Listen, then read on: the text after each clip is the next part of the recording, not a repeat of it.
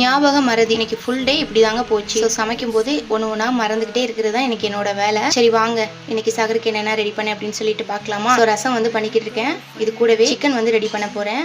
So first ரசம் வந்து தாளிச்சு விட்டுடலாம். ரசத்தை வந்து மிளகு ஜீரகம் வந்து தனியாக கொஞ்சம் அரைச்சிட்டு நம்ம எப்பவும் போல் ரசம் வந்து தாளிச்சு விட்டாச்சு. கொஞ்சம் மிளகு வந்து தூக்கலாக போட்டு செஞ்சுருக்கேன். ஸோ பிள்ளைங்களுக்குமே கொஞ்சம் அப்படி செஞ்சு கொடுத்தா தான் இந்த சளிக்கு கொஞ்சம் நல்லா இருக்கும். ஃப்ரிட்ஜில் இந்த பீட்ரூட் மட்டும் தனியாக உட்காந்துட்டு இருந்துச்சு. சரி பாவம் ரொம்ப தனியாக இருக்குது, இதையும் நம்மளோட சேர்த்துக்கலாம் அப்படின்னு சொல்லிட்டு இன்னைக்கு வந்து அதை பொரியல் வந்து பண்ணிட்டேன். சிக்கன் சாப்பிட்டாலும் பரவாயில்ல, அதை சைடிஷா இன்னைக்கு சாப்பிட்டே ஆகணும்னு சொல்லிட்டு ஹஸ்பண்ட் கிட்ட வந்து சொல்லிட்டேன். இன்னைக்கு ரொம்ப ரொம்ப சிம்பிளான மெத்தட்ல தான் சிக்கன் வந்து ரெடி பண்ணேன். சமைக்க தெரியாதவங்க கூட ரொம்ப ஈஸியா வந்து இதை செஞ்சிடலாம். இன்னைக்கு சிக்கனோட ரெசிபி வந்து ரொம்ப ரொம்ப சிம்பிளான மெனு தான். சமைக்க தெரியாதவங்க கூட ரொம்ப சூப்பரா வந்து ஈஸியா வந்து செஞ்சிடலாம். நிறைய வரமிளகா கிள்ளி போட்டுருக்கதை பார்த்தவனே கண்டுபிடிச்சிருப்பீங்க. இன்னைக்கு சிந்தாமணி சிக்கன் தான் ரெடி பண்ணேன். நான் ஃபர்ஸ்டே சொன்னேன்ல, வெங்காயம் வதக்கினதுக்கு அப்புறமா இஞ்சி பூண்டு பேஸ்ட் சேர்த்து வதக்கணும். நான் சிக்கன் சேர்த்ததுக்கு அப்புறமா தான் இஞ்சி பூண்டு வந்து சேர்த்துக்கிட்டேன். நீங்க ஃபர்ஸ்டே வந்து சேர்த்துக்கோங்க. ரொம்ப ரொம்ப ஷார்ட்டா வந்து ரெசிபி வந்து சொல்லட்டுமா. என்ன சேர்த்துட்டு வெங்காயம், கறிவேப்பிலை, வரமிளகாய் சேர்த்து நல்லா வதக்கிக்கணும். ரெசிபியோட ஹைலைட்டே நிறைய வரமிளகாய் போடணும். அதுதான் காரமே, வேற எந்த மசாலாவும் சேர்க்க போறதில்ல.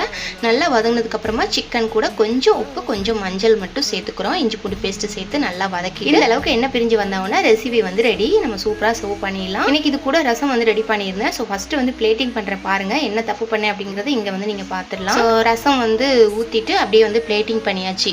அந்த ரெட் கலர்ல இருக்கிற ஒரு பொரியல் வந்து பண்ண இல்லையா, அதை வந்து அவங்கள மறந்தே போயிட்டேன். பாவம் முத்தையா இருக்காங்கன்னு சொல்லிட்டு தான் நம்மளோட சேர்த்துக்கணும்னு சொல்லியிருந்தேன் இல்லையா, அவங்கள மறந்தாச்சு. திரும்ப மறுபடியும் அவங்கள வந்து பிளேட்ல வச்சுட்டு திரும்ப ஒருக்க பிளேட்டிங் பண்ணேன். இதை தாங்க சொன்னேன். இது மட்டும் இல்லை, இன்னைக்கு நிறையவே மறதி இருந்துச்சு. பட் இதை வந்து ஷார்ட்டா உங்க கூட ஷேர் பண்ணியிருக்கேன். இஃப்தாருக்கு வந்து பப்பாளி பழம் வந்து ஜூஸ் வந்து ரெடி பண்ணிக்கிட்டு இருக்கோம். ஸோ பப்பாளி வந்து நல்லா கனிஞ்சு நல்லா பழுத்துருச்சு. கட் பண்ணி சாப்பிட்ற மாதிரிலாம் இல்லை.